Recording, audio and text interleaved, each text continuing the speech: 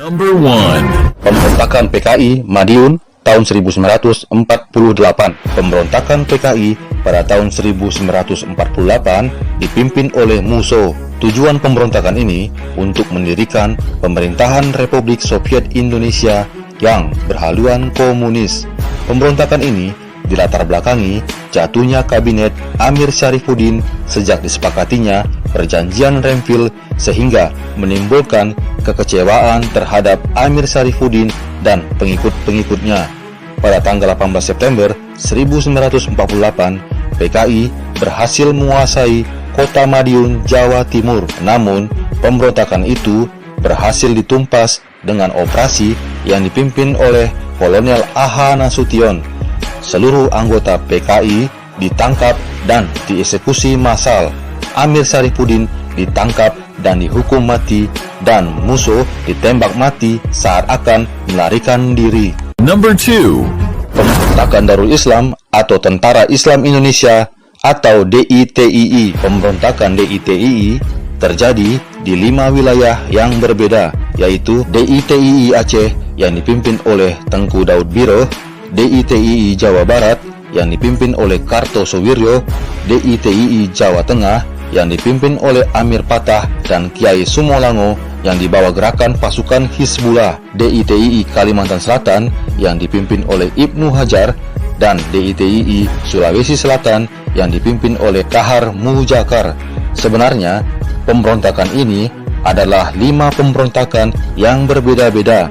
Namun, pemerintah menyatukan pemberontakan ini menjadi satu karena bertujuan yang sama, yaitu membentuk negara-negara syariat Islam dengan mengganti Pancasila dan Undang-Undang Dasar 1945. Pemberontakan ini terbilang cukup lama dan memakan banyak korban jiwa. Pada akhirnya, pemberontakan ini berhasil ditumpas oleh pemerintah satu persatu. Semua yang terlibat dan pimpinan DITII dieksekusi. Number 3. Pemberontakan Republik Maluku Selatan atau RMS. Tujuan gerakan Republik Maluku Selatan adalah untuk memisahkan Maluku Selatan yang terdiri dari Ambon, Buru, dan Seram dari wilayah NKRI dengan membentuk negara Republik Maluku Selatan. Pemberontakan ini dipimpin oleh Somokel. Pada akhirnya, pemberontakan ini berhasil ditumpas dengan operasi militer atau GOM 3 yang dipimpin oleh Kolonel A.E. Kawilarang.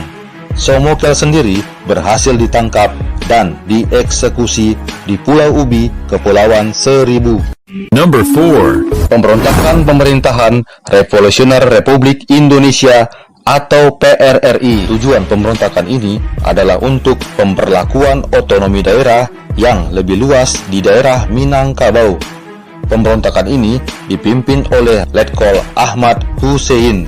Pada tahun 1956, Letkol Ahmad Hussein berhasil merebut kekuasaan pemerintahan daerah Padang, dan di tahun 1958, Letkol Ahmad Hussein mengumumkan berdirinya Pemerintahan Revolusioner Republik Indonesia di Padang. Aksi ini pun meluas ke daerah-daerah seperti Sumatera Utara, Sumatera Selatan, dan Sulawesi Selatan.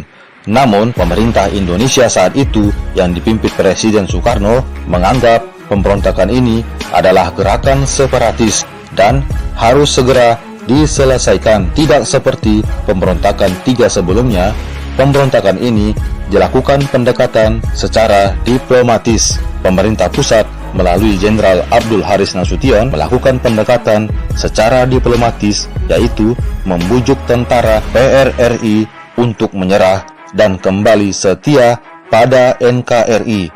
Peristiwa ini disebut Operasi Pemanggilan Kembali.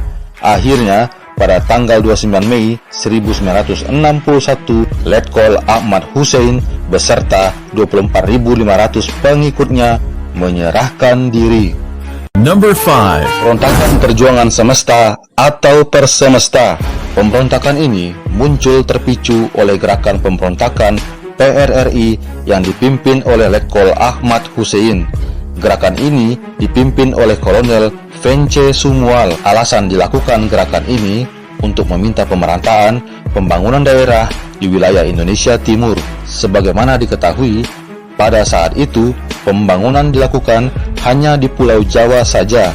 Sama seperti pemberontakan PRRI, pemerintah melakukan pendekatan secara diplomatis terhadap Persemesta. Pemerintah meminta Persemesta untuk menyerahkan diri dan kembali ke pangkuan NKRI.